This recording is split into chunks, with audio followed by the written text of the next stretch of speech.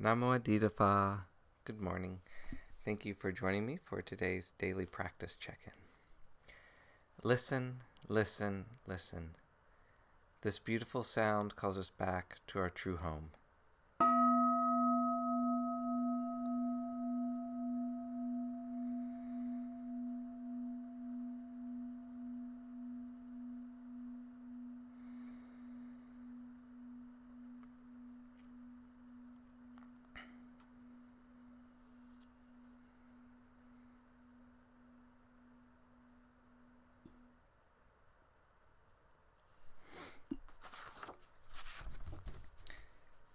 The fourth wonderful precept. Aware of the suffering caused by unmindful speech and the inability to listen to others, I vow to cultivate loving speech and deep listening in order to bring joy and happiness to others and to relieve others of their suffering. Knowing that words can create happiness or suffering, I'm determined to speak truthfully, with words that inspire self-confidence, joy, and hope. I will not spread news that I do not know to be certain, and will not criticize or condemn things of which I am not sure. I will refrain from uttering words that can cause division or discord, or that can cause the family or the community to break. I'm determined to make all efforts to reconcile and resolve all conflicts, however small.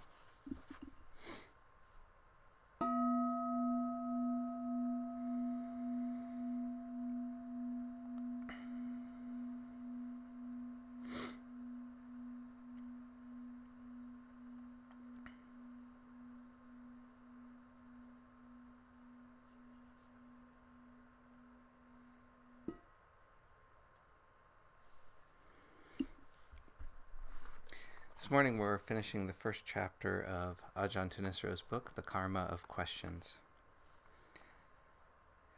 So the first noble truth, simply put, is that clinging is suffering.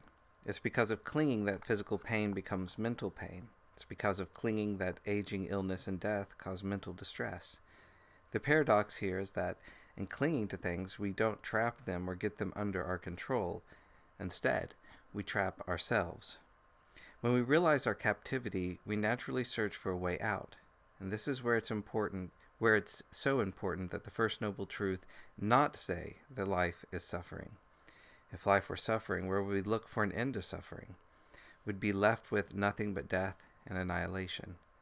But when the actual truth is that clinging is suffering, we simply have to look for the clinging and eliminate its causes.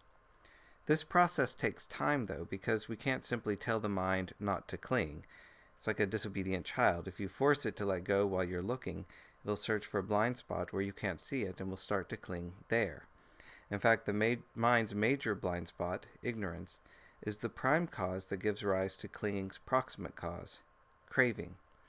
So as the fourth noble truth, the Buddha recommends a path of practice to get rid of the blind spot. The path has 8 factors: right view, right resolve, right speech, right action, right livelihood, right effort, right mindfulness, and right concentration. In a more abbreviated form, the Buddha's term for the practice is abandoning and developing. Abandoning activities that hinder awareness, and developing qualities that expand its clarity and range. The abandoning, in which you refrain from unskillful thoughts, words, and deeds inspired by craving, is obviously an antidote to clinging.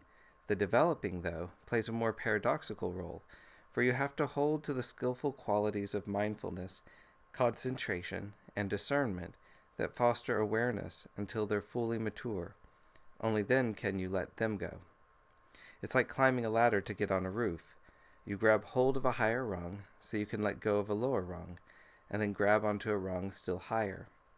As the rungs get further off the ground, your view gets more expansive, and you can see precisely where the mind's clingings are. You get a sharper sense of which parts of experience belong to which noble truth, and what should be done with them. The parts that are suffering should be comprehended. The parts that cause suffering should be abandoned. The parts that form the path to the end of suffering should be further developed, and the parts that belong to the end of suffering should be verified. This helps you get higher and higher on the ladder until you find yourself securely on the roof. That's when you can finally let go of the ladder and be totally free. So the real question we face is not God's question, passing judgment on how skillfully he created life or the world. It's our question. How skillfully are we handling the raw stuff of life?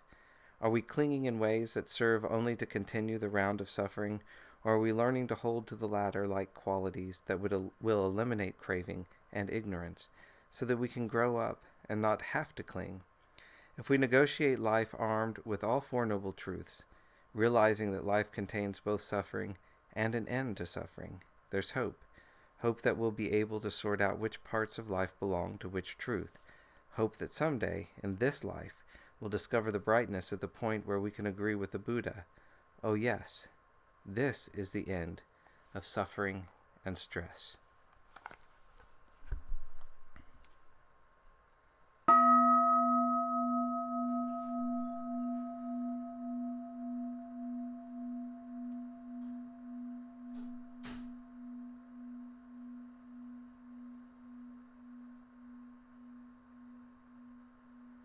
May all beings be well. May all beings be happy. May all beings be peaceful. Sadhu, sadhu, sadhu. Thank you for joining me this morning.